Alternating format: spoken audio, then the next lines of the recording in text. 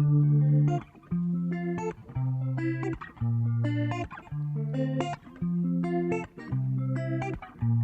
whole world's on repeat. We do just what we see. Belinda Kasim ist mein Name, ich bin Kulturtheoretikerin, freie Autorin, Vortragende. Ich komme aus dem Schreiben, also Schreiben war wohl mein erster kreativer Ausdruck und dann kam Fotografie. Die habe ich dann sehr lange nicht gemacht und jetzt eben wieder für mich entdeckt mit eben all meinem Background, den ich habe aus der Kulturtheorie, wo ich mich spezifisch mit Repräsentation, Museologie und Identität auseinandersetze. Oops, I think I spoke too loud. Wonder what happens to me now. Der Arbeitstitel wäre jetzt so Naming What Was Once Unnamable. Ich mache Interviews mit schwarzen Frauen und Women of Color, die im deutschsprachigen Raum aufgewachsen sind.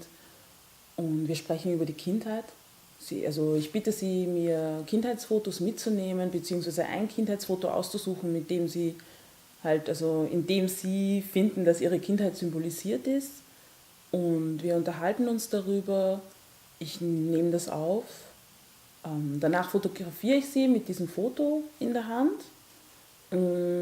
Aber halt auf eine Art und Weise, die jetzt nicht irgendwie begünstigt, dass man dann beginnt zu vergleichen, schaut dieses Kind jetzt aus wie die Erwachsene jetzt oder so. Das heißt, man sieht die erwachsene Person nicht. Ja. Man sieht halt sehr wenig von der erwachsenen Person, aber hauptsächlich dieses Kind. Und danach transkribiere ich bestimmte Auszüge aus diesen Interviews, Stellen, die ich sehr spannend finde, die ich interessant finde, die ich wichtig finde.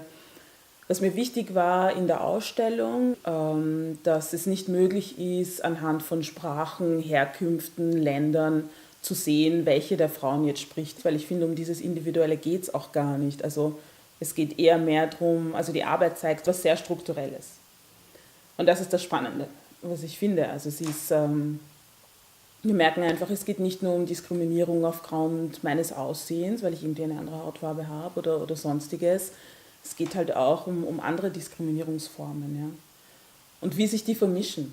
Ich finde, das wird sehr, sehr deutlich. Und was mich daran interessiert, an diesem Thema, ist, dass mich überhaupt Kindheit interessiert und Erinnerung interessiert und wie erinnern wir uns und wem erinnern wir uns und warum. Und welche Emotionen kommen da auch hoch dann. Und ich finde es halt spannend, dass das quasi was ist, so ein Thema, das einfach für die Gesellschaft nicht existiert. Also es existiert halt für die Kinder, es existiert teilweise für ihre Eltern, aber es existiert für die Gesellschaft nicht. Es ist nicht offensichtlich für die Leute, dass das passiert, es ist nicht erwähnenswert.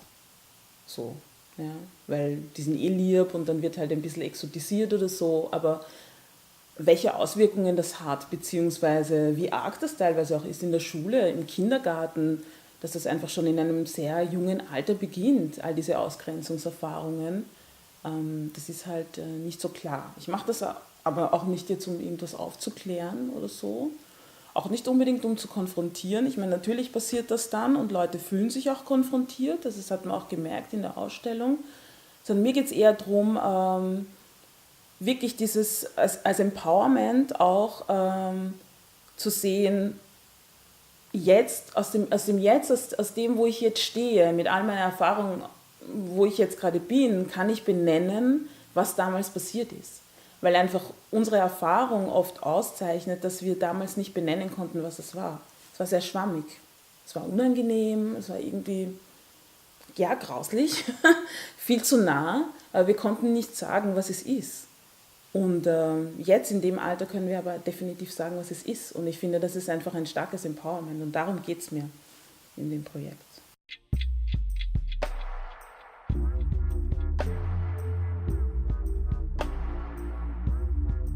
Für mich war es sehr inspirierend, eine Ausstellung, die ich davor gesehen habe. Lorna Simpson habe ich mir angeschaut in München. Und es war einfach für mich nochmal mehr als eine Bestätigung, ja, das ist das, wie ich arbeiten will. Ja? Also auch wenn wir komplett andere Themen haben.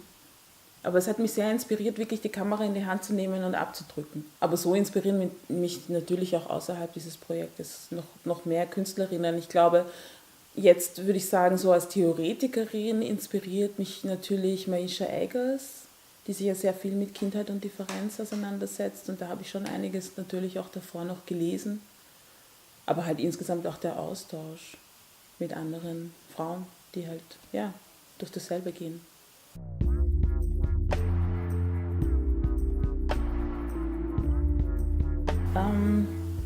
Ich würde irrsinnig gern mal mit dem Okada also was zusammen machen oder dort ausstellen, weil die halt sehr viel so Diaspora-Kunst haben, sehr viel African American Art natürlich auch, aber ich es auch spannend finde, weil da ganz viel so Verhandlungen quasi über Blackness und so weiter und Identität passieren, das interessiert mich.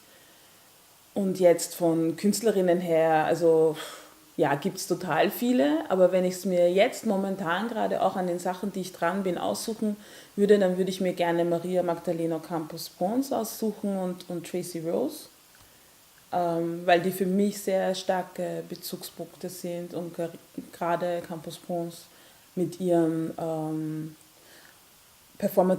mit ihrer performativen Fotografie, die auch sehr stark diese Vernetzung von Kuba und Yoruba-Kultur thematisiert, würde mich das gerade sehr interessieren, mit ihr zu arbeiten. Und natürlich, wenn ich nochmal mehr mir wünschen darf, dann würden mich auch verschiedenste so Archive am Kontinent interessieren. Also gerade in Nigeria, in Lagos zum Beispiel, würden mich wirklich so Archive interessieren. Bildarchive, Zeitungsarchive, gerade auch aus den Zeiten der Dekolonisation.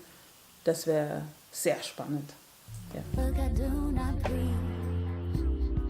I am censoring these what's beneath.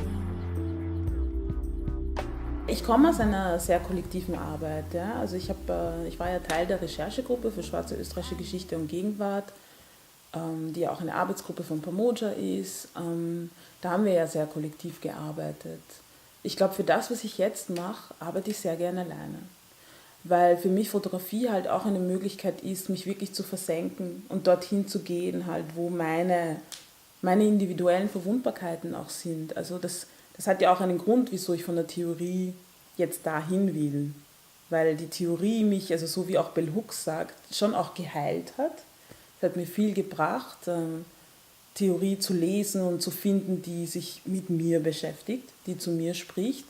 Aber einen gewissen Punkt irgendwie reicht es mir nicht aus. Und das Fotografieren ist halt für mich so eine Möglichkeit, mich wirklich auf eine Sache zu konzentrieren, mich vollkommen einzulassen, sehr viel zu erfahren, auf überhaupt künstlerische Recherche anzuwenden, die halt nicht unbedingt so eine wissenschaftliche Recherche sein muss. Ja. Da kann ich einfach viel weit verzweigter denken. Und da arbeite ich schon viel lieber alleine.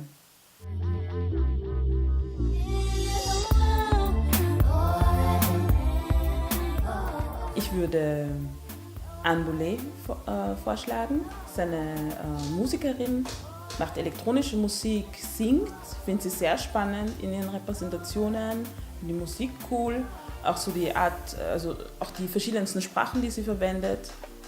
Und also es ist für mich ein super, super Act einfach. Und als zweiten würde ich nominieren Kim Yan Law. Das ist ein Musiker, Elektronikmusiker, schon wieder Elektronik, ja, ich liebe elektronische Musik. Ich finde ihn echt super. Also bin vor 2 Wochen, glaube ich, über ihn gestolpert auf Facebook, weil auf OK Africa ein Beitrag war und ich finde ihn wirklich großartig. Ja, ihn würde ich gern kennenlernen, würde ich nominieren.